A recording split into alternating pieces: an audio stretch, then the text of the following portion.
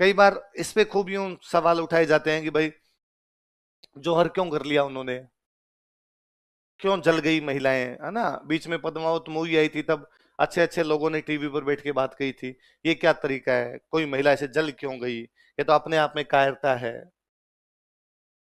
मणिपुर में अभी घटनाएं भी पता है ना, देखा होगा, ये तो आपके सामने घटित हुई।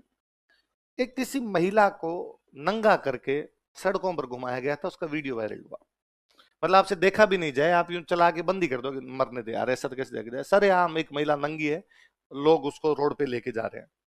मैं कई बार सोचता हूं उस बहन को, यदि ऐसा करने से पहले ऑप्शन देते कि या तो तेरे साथ एक पुरुषों की भीड़ जाएगी नंगा करके घुमाएगी, या तू जल सकती है, मर सकती है, वो क्या ऑप्शन चूज करती।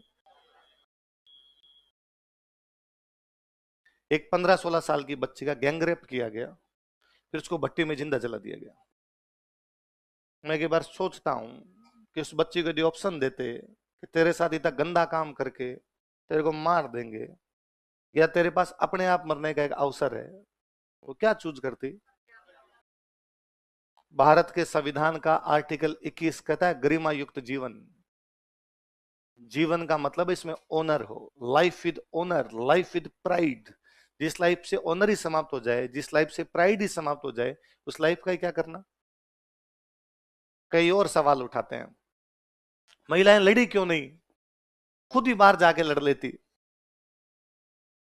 10,000 आदमी थे तो एक एक लुगाई मानो तो 10,000 लुगाई आ रही होगी, सारे शादीशुदा ही नहीं रहे होंगे, तो सामने तो 1 लाख बैठे थे। मेरा फिर सवाल है, आज तो डेमोक्रेसी है, इक्वल राइट्स है, महिलाएं कुछ भी कर सकती है, सारे काम के लिए हमने महिलाओं को छूट दे रखी है, फिर भी लड़ने के लिए क्यों नहीं भेजते।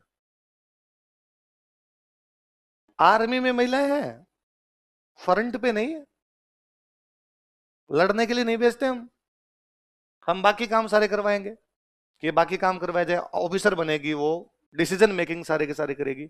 हम वहां नहीं भेज रहे, क्यों नहीं भेज रहे, आज तो इक्वल राइट से भेज देनी चाहिए।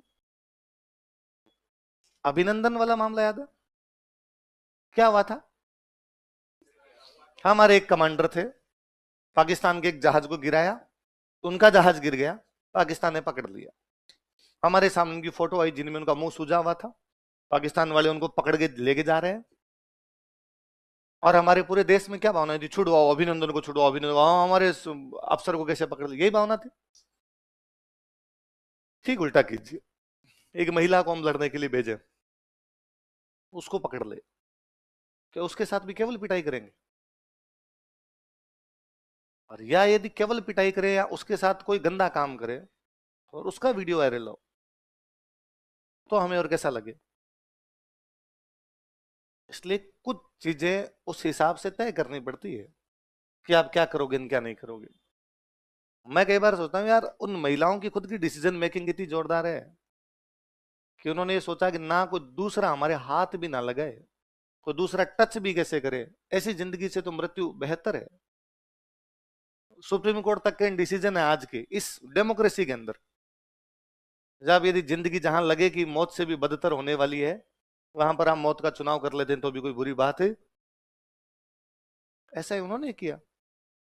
कुछ कईयों ने बीच में और पद्मावत मुझे यही तो कहे, क्यों करना था उनको, अलाउद्दीन के साथ चली जाती तो क्या फर्क पड़ता। इसका मतलब आप महिला को ह्यूमन बीइंग समझते नहीं, वस्तु है जिसको इधर से उधर किसी को दिया जा सकता है। फिर आपकी ह्यूमन राइट्स, आपका फेमिनिज्म, आपका सो कॉल्ड विमेन एम्पावरमेंट, वो कहां है फिर। जब किसी के साथ जाने को, सेक्स लेव बनने को आप विमेन एम्पावरमेंट कहते हो, फिर साइड में रखा जाए इसको, फिर तो उसकी बात ही ना की जाए। फिर दूसरी बात, हर समय की परिस्थितियां अलग अलग होती है। वो समय अलग था, उस समय की परिस्थितियां अलग थी, आज का समय अलग है, आज की परिस्थितियां अलग है। हम आज बैठ के उस टाइम की चीजों को सोच ही नहीं सकते, ना आज की परिस्थितियों को कोई 200 साल बाद सोच पाएगा। आज के 500 साल बाद में हो सकता है अपनी संतानें इस बात पर भी हंसेगी अपने पे शायद, कि यार मम्मी पापा भाई बहन सारे एक साथ रहते थे।